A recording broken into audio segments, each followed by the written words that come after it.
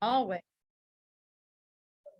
That's right. Okay, thank you everybody for joining us. We are recording this, so thanks to everybody who's attending in person or online, both right now live in real time. And for those of you who end up watching this later as a recording, we are so happy that you're joining us as well. Today, before I do our introductions and let Julie get started, just a couple of quick reminders. This is an event sponsored by the Student Support Team. We have a number of different educational programming events throughout the year, every year. And so we encourage students. I know a number of you are probably here to earn IPE credit, which is fantastic. This event is approved for the knowledge or the community categories. You would pick one, not both. But we sincerely hope here at Clarkson College that you will continue to attend these sessions even after you're done with IPE. There's only 3 of those, and we have literally half a dozen to a dozen things every year. So we'll hope that all of you will continue attending during your 2, 3, 4 years here at the college. So without further ado, Julie Brummer is one of our fantastic counselors here on campus. Many of you maybe have already had the chance to meet her. If this is your first time, then give her a big shout out. Yeah, Julie does a lot of different things for us, but today she's going to help share some of her expertise in different ways to cope, to take care of ourselves when life gets stressful, especially things that don't have to involve different substances. So thank you, Julie, for being here. Make sure you talk by the mic. Okay, And then you have your slide progression clicker right here. perfect. All right, thank you. Thanks, Sarah. So hello and welcome. As Sarah said, my name is Julie Brummer. I'm one of the counselors here. I've been here for 10 years and actually just said today, as a student walked out of my office, I said, I can't believe I get paid for this. I've pretty much loved every minute of being here. Some of you know I'm a little bit more of a mindfulness yoga type of a therapist, do a lot of mind-body stuff. But so you're gonna experience that because I can't ever not bring that into my presentations. So before I had children, I was the licensee assistance program coordinator. Does anybody know what that is, the licensee assistance program? Well, guess what? You're gonna. So the licensee assistance program is a program offered by the state of Nebraska through the Department of Health and Human Services. And it is offered for healthcare professionals who find themselves in substance abuse or addiction situations. They can access confidential private help and get into recovery without any licensure, involvement, or issue. Sometimes I get lucky and I'll get somebody who, is that proactive. A lot of times I get somebody who has already had an incident at work. It's pretty amazing. And it was a pretty amazing job for 3 years. I spent my first 6 months because you just don't think of it. You just don't think of doctors, nurses, dentists, pharmacists, and other types of healthcare worker. You don't think of them struggling with like normal people issues, right? And we're going to talk about that. But it was interesting when I first started, there was probably, like 50 nurses and 2 doctors. And I'm like, no way is this like a decent representation of what's really going on. And by the time I left that program 3 years later, there was about as many physicians as nurses, not as many pharmacists, but there were a lot of pharmacists, but there's just not that many pharmacists, right? And a lot of dentists and stuff like that. So there was a little bit more of a representation across the board kind of thing, but it was a really interesting job. The state of Nebraska, when people do get into licensing issues, look very favorably on people who access the licensee assistance program. So just know that.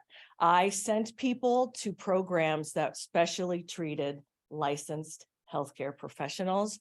You have to go to those. You cannot just go to the run-of-the-mill treatment facility. You need to go to a facility that knows how to treat healthcare professionals, because addiction and healthcare professionals is very different to some degree than addiction in the general population. Okay. So this is actually the original topic that was brought up, and then it morphed into this.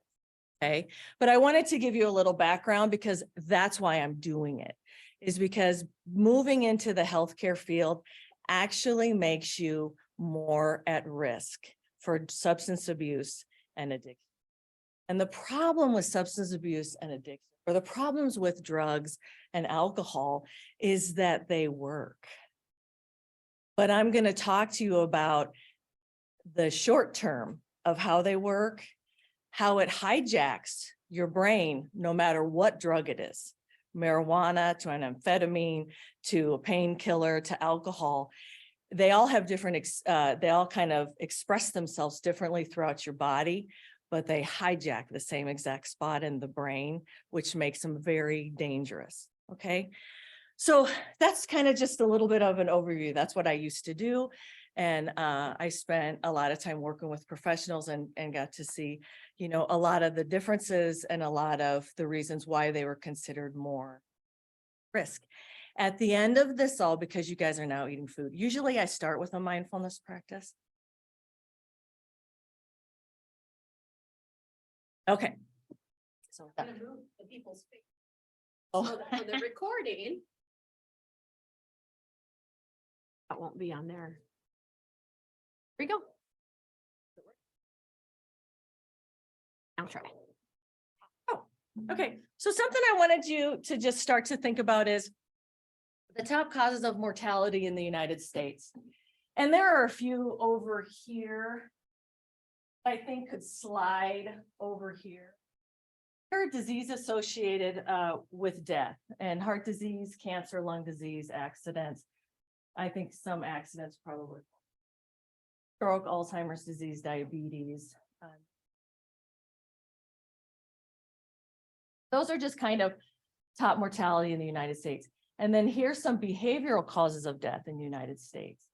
Diet-related issues, tobacco, obesity, alcohol and drug use, inactivity, and then sexual behavior. So I just kind of wanted you to think about, you know, there's a little bit of a difference, okay? And so there's things that we do that definitely, there are choices that we make, and it's usually in regards to coping.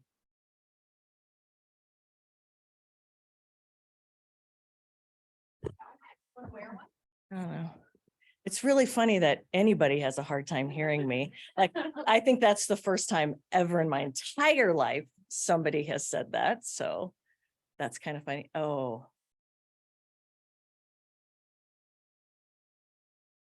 I'll stand close to the thing. Anyway. Oh, now it's Sorry on. about that. Oh, okay. Well, anyway. Okay, so I just wanted you to think about that. Definitely there are choices that we make that impact our health 100% and can actually impact it in such a critical way that it causes major illnesses or death. Okay, that's the only reason that slide is up here. It's just to kind of let you see how much power we actually have. So I mentioned earlier about healthcare professionals. Okay. And why am I talking about this? And to be honest with you, I used to work with adolescents years and years and years ago, and I still love adolescents. And I used to have magic wands because I'm super imaginative and stuff like that. And so I used to have a magic wand. And I thought, you know what, like I'm doing a presentation on coping without substances. Like, really? Where's my magic wand? Like, if I knew the secret to that, right, then everything would be okay. Like, there wouldn't be a need for me to be standing up here and talking about it. But one of the things that makes healthcare professionals at a higher risk is, well, first of all, here's just some statistics. Doctors and nurses and other healthcare professionals account for some of the highest rates in workforce addiction, with all the other workforces taken into consideration. Not the highest, but has some of the highest. There's a few professions that have even higher than that. Across the country, more than 1,000 doctors, nurses, and other healthcare providers struggle with abuse and addiction. 20% of nurses and 1 in 10 doctors will struggle. Accessibility is a huge risk factor for healthcare professionals. Some of them have the keys to the best candy store. We used to say that, you know, and definitely within doctors and nurses, the different specialties fall into their own like risk category. You know, with doctors, 100% anesthesiologists are at the highest risk. And then I think it's ER doctors come in next, and then it might be cardiologists, I think. But like, when I said there's other professions, dentists, very high rate in dentistry, attorneys, very, very high rate in attorneys. So there's a lot of professions that share this, but we deal with healthcare professionals. So that's what we're going to talk about that. But accessibility is probably the number one problem, is that, it's not hard to get. Usually abusing substances, not substance abuse, it's a little bit different, but abusing substances starts in school. So, people that are in their healthcare school, they, kind of start doing things that would be considered abusing a substance. They take somebody else's medicine, somebody has access. And I know with med school, when you get the ability to write prescriptions, certain ones will be willing to write a prescription where maybe they shouldn't be writing a prescription. But a lot of it just starts to happen in school. And it's not like it's like every night, every day, every weekend, it just really kind of sneaks in, I think the desensitization, the knowledge, and just the culture in general can be a major risk factor. And what I mean by that is you are in a setting that taking a pill and giving a pill is really normalized, where healthcare workers work, as opposed to people that don't work in that setting. And you guys all will understand that certain facilities, certain floors have their own culture, and some of it's good and some of it's not. And so sometimes you get into you start to connect just the right dots, or I guess the wrong dots, and it can really just make a recipe for some dangerous behavior. Stress. Now, by the way, these are not necessarily in chronological order. Healthcare professionals have to deal with rather bizarre incidents, experiences, things that happen that the general population does not have to. You guys see stuff, have to be involved stuff, hold stuff, so it's just, sometimes your brain is like, wait, but it doesn't have time to file it through because you gotta, intervene, or you have to act. So you have a very unique exposure to stressors that the general population doesn't have. And then work-related justification. So I was the licensee assistance program coordinator. And one of the things I want to tell you is people think that healthcare professionals that abuse substance or become addicted to them, it's like the lower on the pedestal in the profession. And it's actually the higher guys. They are the most at risk, because what happens is, I know this medicine, I'm very familiar with this medicine. I'll know if I get addicted, right? That's what they say to themselves. And because nobody means to. But the other thing I heard a lot was, if I don't get through this shift, if I don't show up for this shift, who else will? And the more specialized they are, the bigger that cognition becomes. So then they try to find ways to get through the day, to get through the shift, to show up. And like I said, it doesn't start. So healthcare professionals really don't use to get high. They use to function or get through the day with whatever emotional, physical that it is at there. That's how it starts. It may not end up there. But I have really not worked with one healthcare professional that probably have those two. And I can remember one in particular he was very specialized. And like literally, if he didn't show up, who else would? Like literally, he was it. Like there wasn't anybody else. And he had a very strong dedication to his patients. So it's very easy. Step away from your judgmental lens. When you get into these people's life, it's very easy to understand why this goes on. What makes it even harder when healthcare professionals are struggling is just like the general population, you don't have the risk of losing your livelihood if you reach for help. Where a lot of professionals don't ask for help, don't reach for help because they're afraid of being reported, they're afraid of being punished, they're afraid of being fired, which is why the Nebraska Licensee Assistance Program was created. Learn that number, know that number, because the reality is you're going to come across somebody who is either struggling now or at some point will. Okay. So that's why we're talking about it. I want to throw out some, let's lighten the mood a little bit. It is though. I mean, like I said, I spent a lot of my job just, it's way different than the general population. And before I took that job, I did addiction in the general population and with adolescents, with adults, and, but this is very, very different. And it is so important for people to understand and do something like help, most substance abuse and addiction happens because that's the natural process, kind of like aging is you can't not get older. Well, you keep using substances and eventually that's where you land.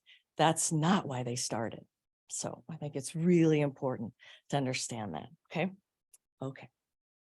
So I want you to look at what are your risks? So what are the choices that you make in your life with coping? Or what are the things that are going on in your life that put you at high risk? So can you guys read that? I'm not like super computer savvy. I know it's a surprise, right? I know. And so I had to like make them smaller because I couldn't figure out how to get it all to fit in a certain way. So high levels of stress, low level of life satisfaction, chronic anxiety or depression, easily angered or upset, high cholesterol, high blood pressure, lack of daily exercise or movement. Dancing, taking the stairs, all, just like literally not moving for 30 minutes consistently. Body mass over 27.5.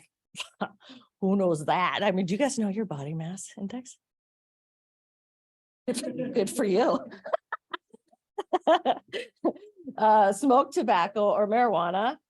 Harmful alcohol use. So let me tell you, there's a little asterisk, and I was going to try to put that on there too, but I couldn't figure out how to do that either. So harmful alcohol use. So in men, it's considered 14 drinks or more a week, or 4 or more drinks at one sitting. Okay, wait a minute. And then for women, it's more than 7 drinks a week or more than 3 drinks at one sitting. You gotta just that's considered harmful alcohol use, okay? Illicit drug use of any kind, especially nowadays, illicit drug use of any kind. Failure to use safety belts, unsecured gun in the home, if you have them, I guess. Unprotected sex, excessive screen time, which is considered 2 hours or more. Less than 6 hours of sleep a night. Work over 50 hours a week. Excessive sitting kind of goes with the lack of movement. But now everybody's got those watches that you have to get up and move around. And then any other ones that you can think of that I didn't mention here, that are kind of a risk to your health. Okay. So I just wanted you to kind of think about it, get an idea, and like, what are the things, that maybe you don't pay attention to that can eventually give you some health problems. Okay. Okay. So I thought we couldn't talk about good, healthy coping without kind of dabbling a little bit in why we make unhealthy choices. Okay.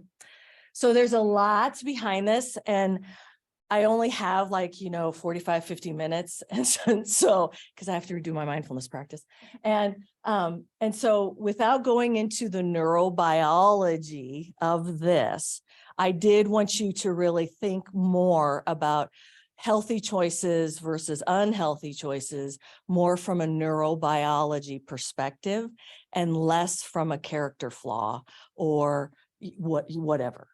Because there is stuff actually going on in your brain, which I'll talk about, that affect the choices you make that have to do with your neurobiology. Okay.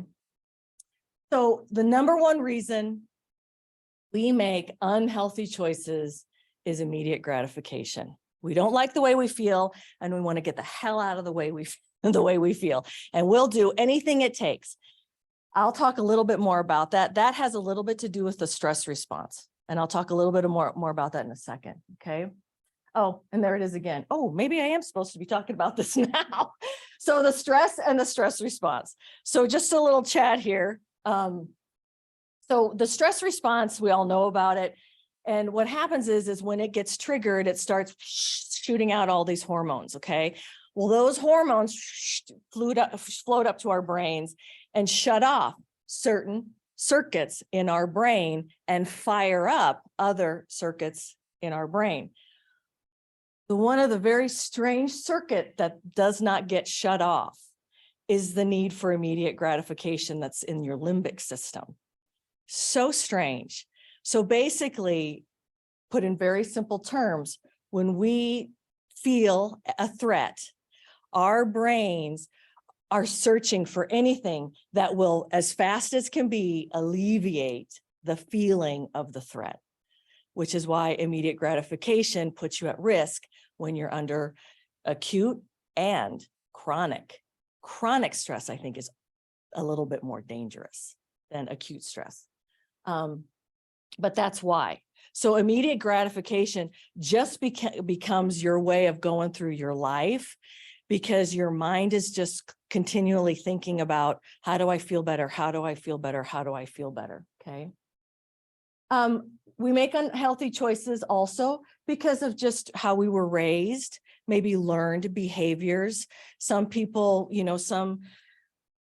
some families or some cultures, or I don't even know if I want to say cultures, but some groups, value sometimes unhealthy behavior over healthy behavior. Some cultures poo-poo healthy behaviors, so sometimes it's just kind of what we learned. Okay.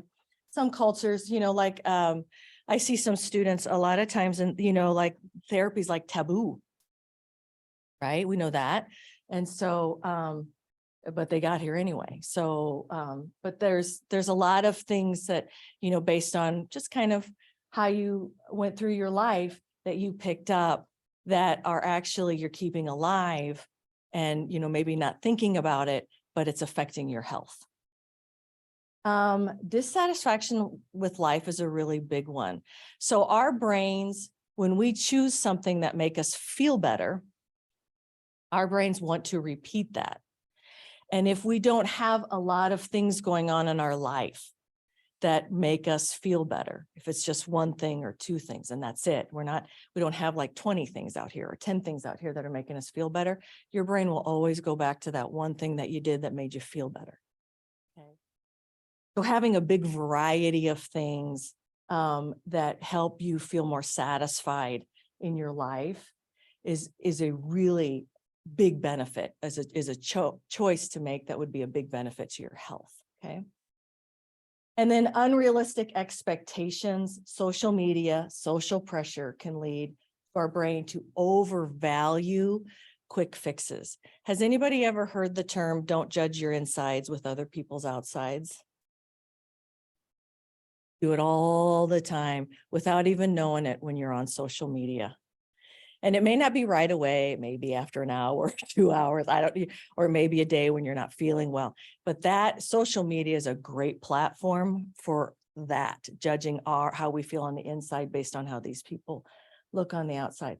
And then sometimes our expectations of ourselves are unrealistic, especially like when I get students that are coming for school, and they're in school and, they don't have an hour to meditate. They don't have an hour to work out, And so some of it is just reconfiguring what in your brain you're thinking will be helpful, because that's not the only thing that would be helpful. So being open to and being flexible to think of other things outside, the box. Okay.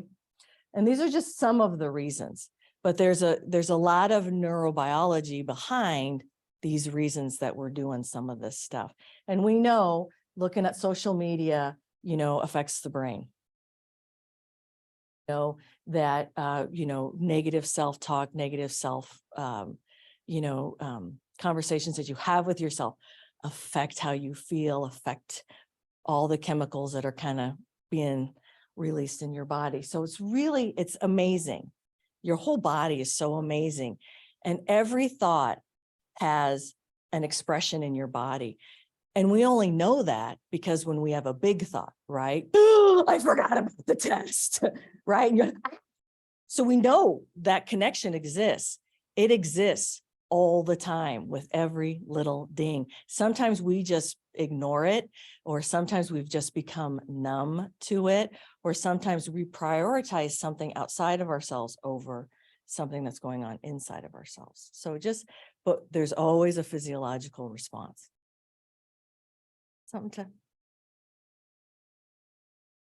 And then how we can make healthful choices in coping.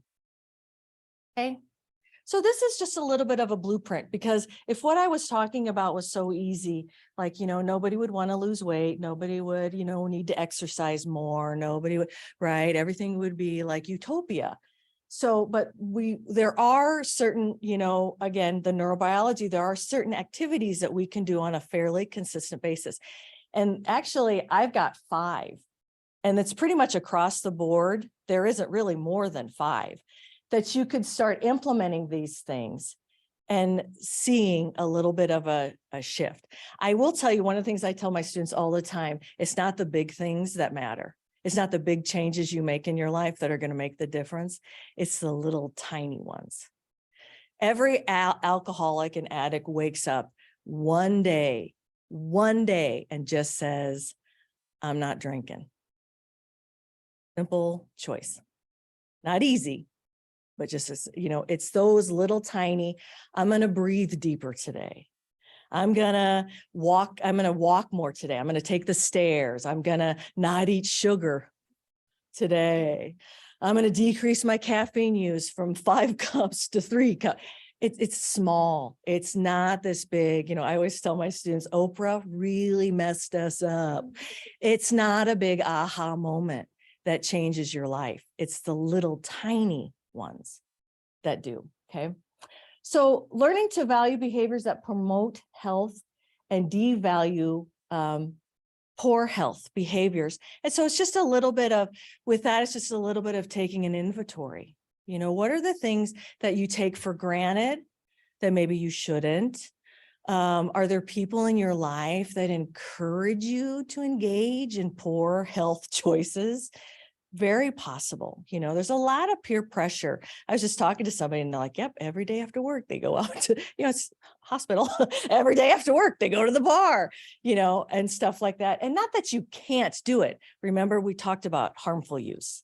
So you want to stay out of the harmful use. Definitely don't want to drive. But, it's just taking an inventory. And then maybe thinking of the behaviors that you think are healthy behaviors and formulating what you really think about them. We have so many thoughts that we just don't even give any attention to. And so it's really just kind of getting to know yourself, getting to work with yourself and making the effort. You spend hours and hours and hours learning to do something for other people.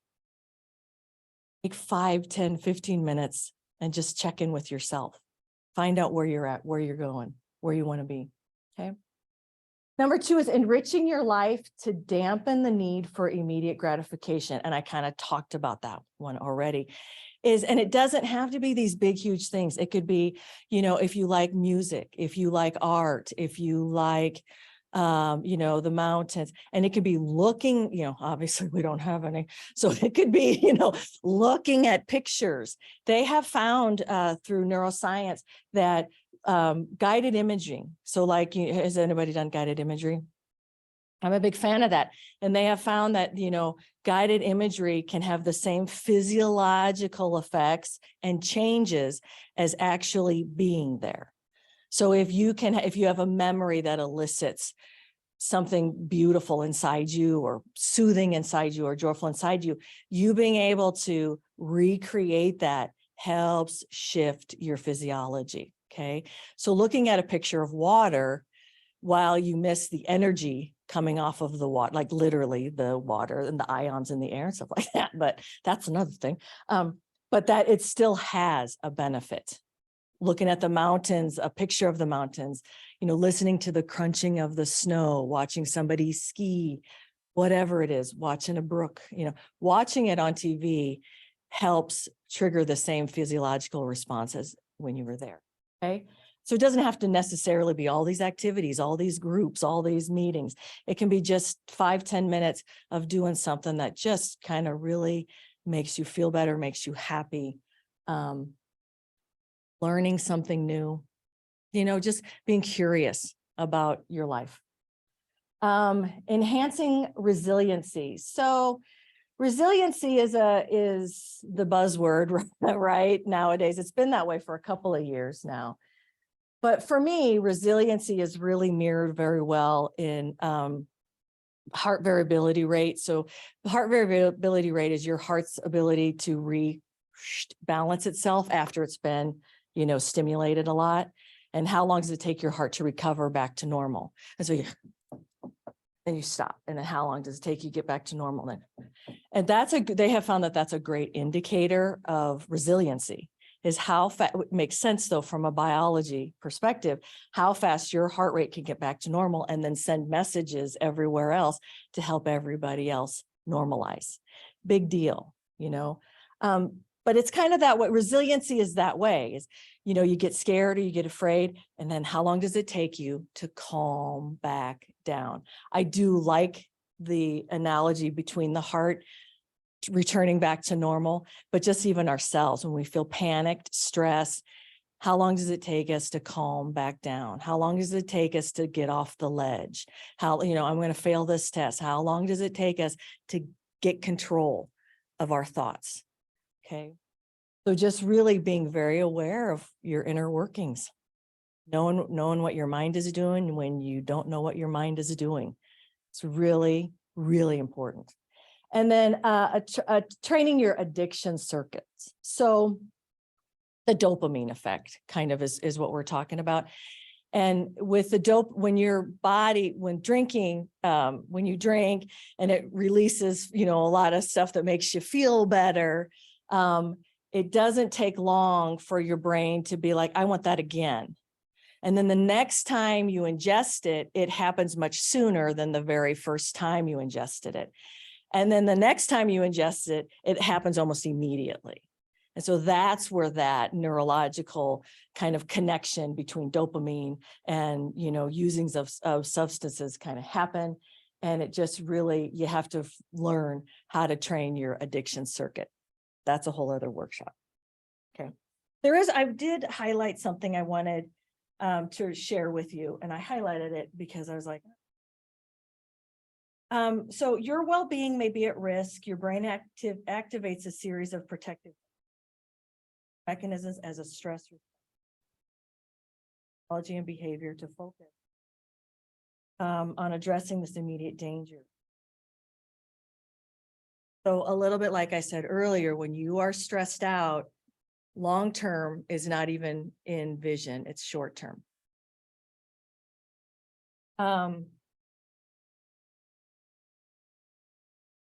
Stress prioritizes anything that'll make you feel better right away, whether or not it actually eliminates the stress or not.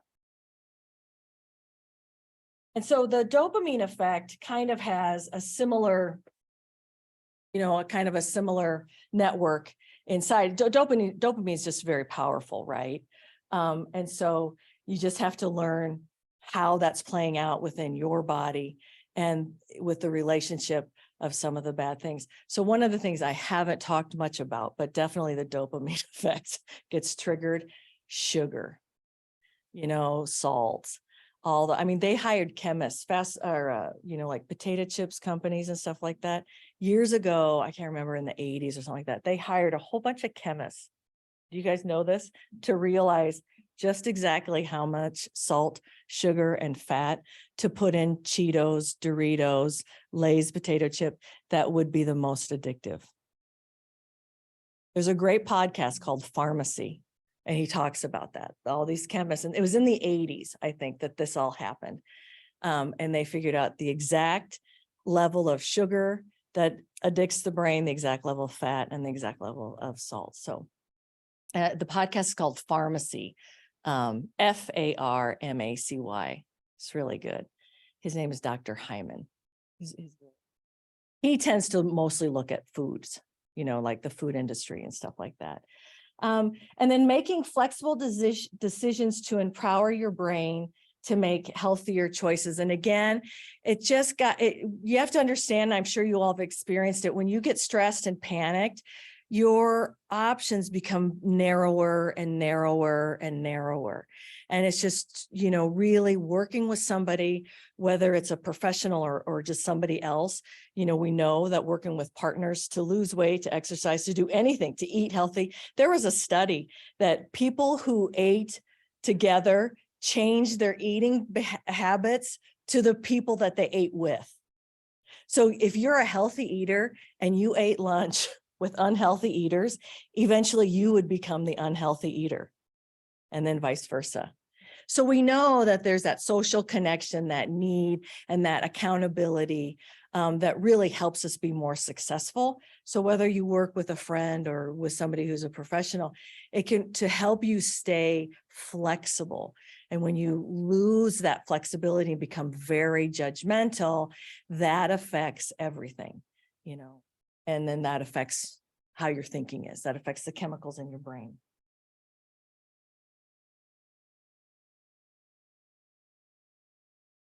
So then lastly,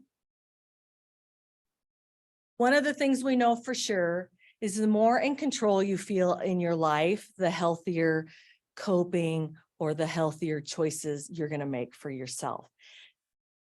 Now, can controlling your life get out of balance? Absolutely. But people who feel more in control of their life tend to make healthier choices for their bodies. So one of the things I wanted to share with you is, see, this goes to show with that's my ability right there. Thought that line was going to go away. So being in the present moment versus being an autopilot is life-changing, okay? And so I just wanted to give you some 9 things to think about to help you every day. And you can put these 9 things on your steering wheel, by the front door, on the mirror in your bathroom. But again, it's repetition that builds a habit. So you have to put it somewhere where you will remember. I never teach students anxiety techniques or stress managing techniques and say, use it the next time you feel stressed out and anxious. No, because if they do it every day between now, the time they see me, and the next time they have a stressful event, I'm lucky if they remember it. If you don't do it at all, you'll never remember it. And you probably won't remember it the first time, but you might the second, you might the third, so you just keep at it. But you need to have things that remind you, because when you get stressed out, your brain gets hijacked and choices become very small, and new choices are not existent, And then how many people get mad at themselves for that? And then that doesn't help either. Getting mad at yourself doesn't help at all. So anyway, I just thought, here are 9 mindfulness qualities.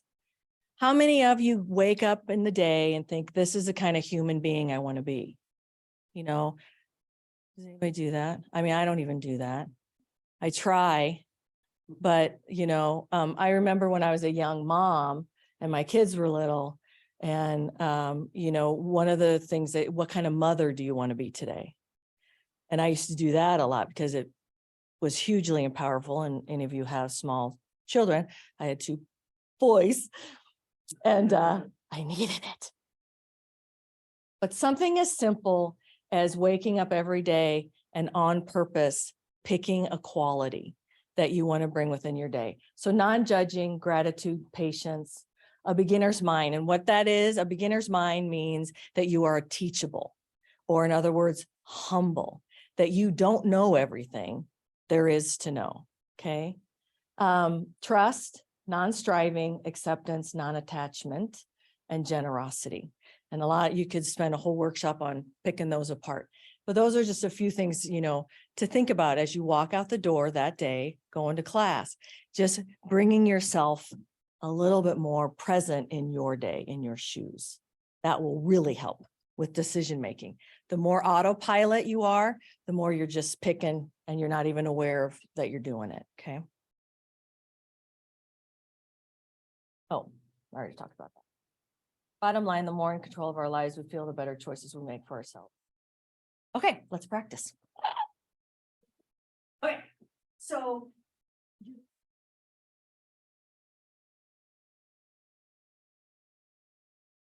Yes, so. Talk a lot about being present, okay? Like being present is the opposite of being stressed out. And and we know that mindfulness and meditation, but more so just even mindfulness changes your neurobiology, okay? So I want to just go through a little quick practice with you guys.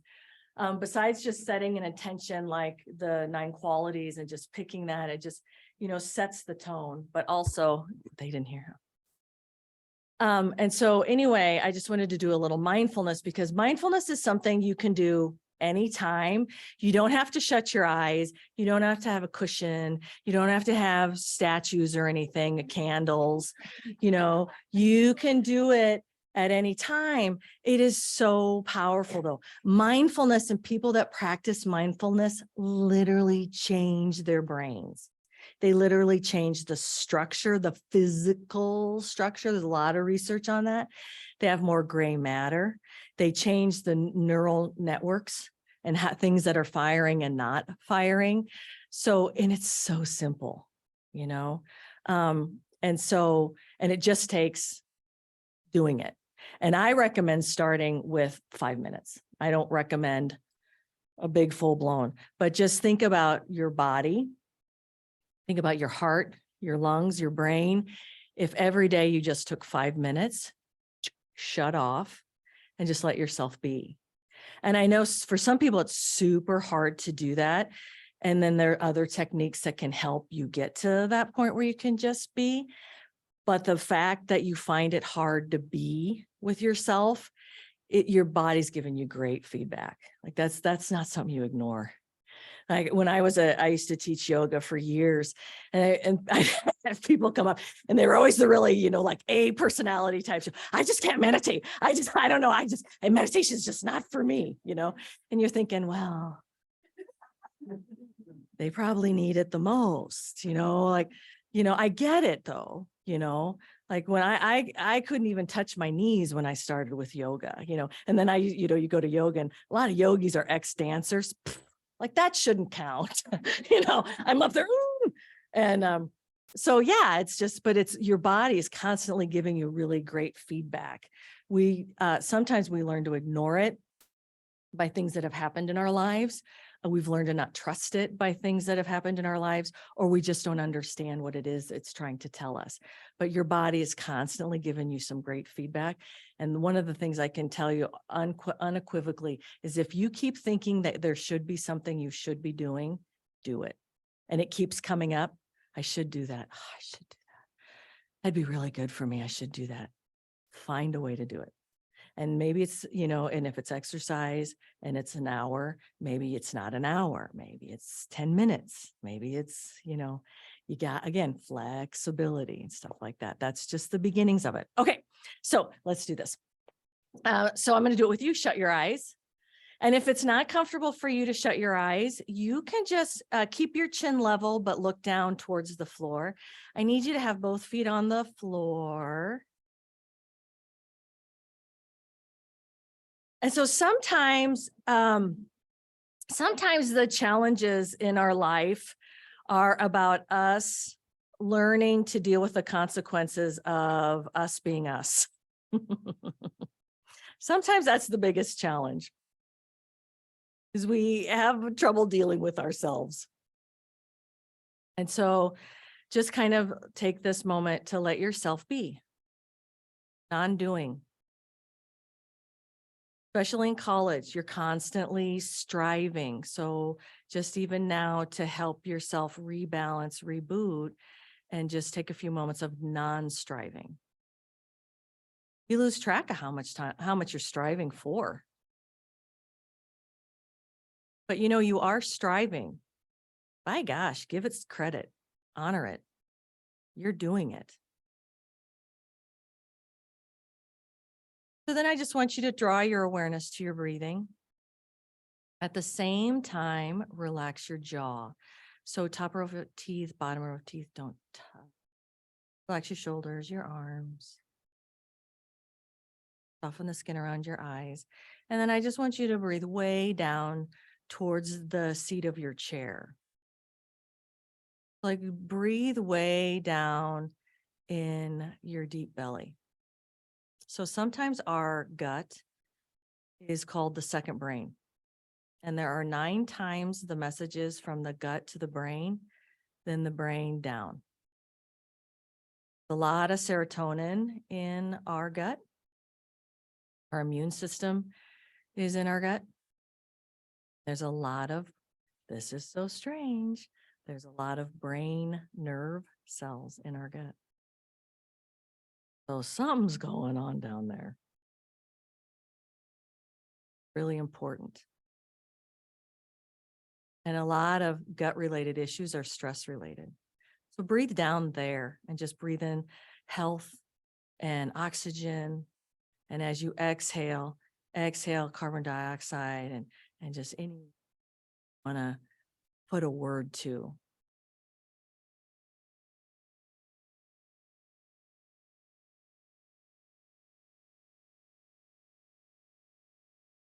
And I just want to teach you a really simple practice.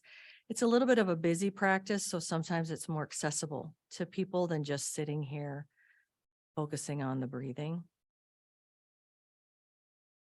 But I want you to keep thinking, breathe down to the belly, breathe down to the belly, breathe down to the belly. And when you notice that thoughts will come up, which they will, because you're normal, I want you to just go back down to breathe down to the belly, down to the belly. And I want you to change your attention to your right thumb, then your index finger, middle finger, ring finger, pinky, top of the right hand, bottom of the right hand. And I want you to completely relax all the bones in your right hand. Right wrist, forearm, elbow, upper arm, and shoulder.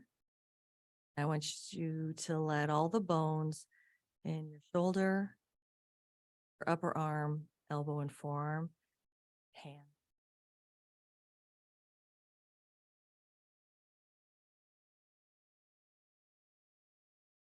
Soften the right ribs, right low back and low belly. As you exhale, I want you to just soften ribs,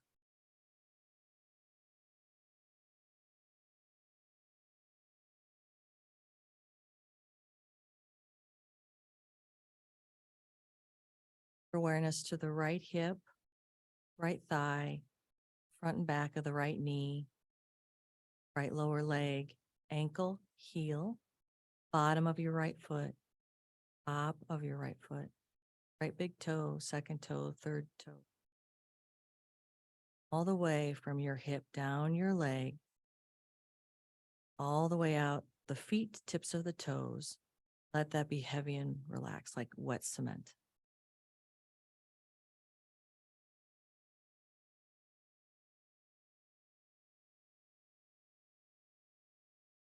Every exhale, just let the right side of your body get heavier.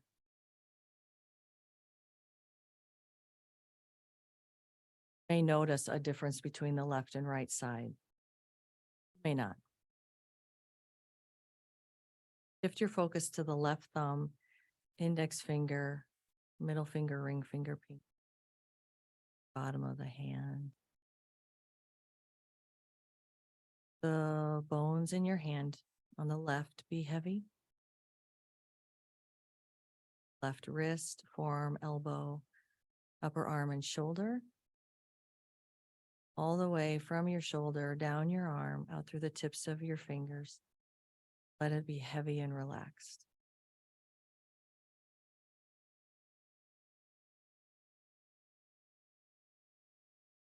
Left ribs, waist, left low back, low belly. On the next exhale, just let everything go. Let the whole left side of your torso be heavy and relaxed.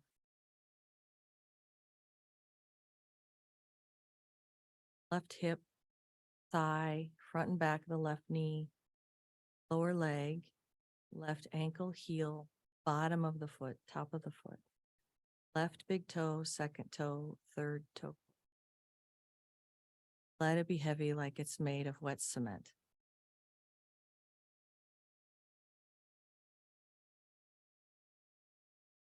And then take 3 longer, slower, deeper breaths way down on the inhale to the belly.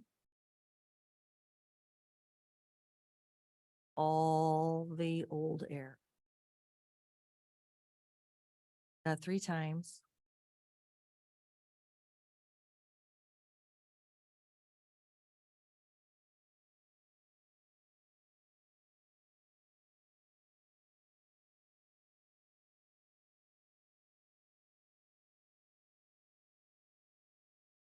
And just know that learning to go up for yourself, to sit, aches and all, just allowing yourself to be in your own skin, present, logically and physically invaluable to your health. On the next inhale, let your eyes open.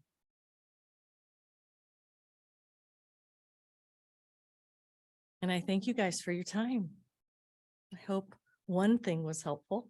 Oh, and if you want further like information on this, because I just kind of dabbled in it. This book is a great book. Training Your Brain to Make Healthful Habits. And this is a great book, Your Food on Brain, Your Brain on Food. Okay. So there's really becoming a lot of research with mental health and metabolic health. It's a really big deal now. Okay. She's a nutritional psychiatrist. And then the last guy, his name is Chris Palmer. And he's kind of a cutting edge physician that is looking at metabolic health and mental health.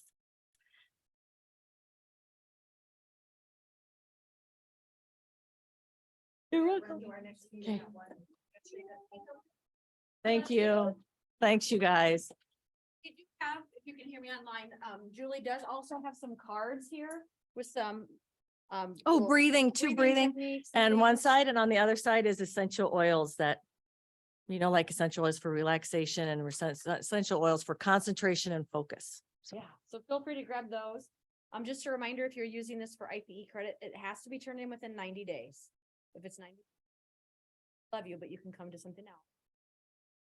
Do it while it's fresh, especially, I think, mindfulness and reflection go hand in hand. So take some time to think about what Julie has shared, how it has meaning for you in your own life. And like she said, those little changes you can make that will add up to big changes in the long run.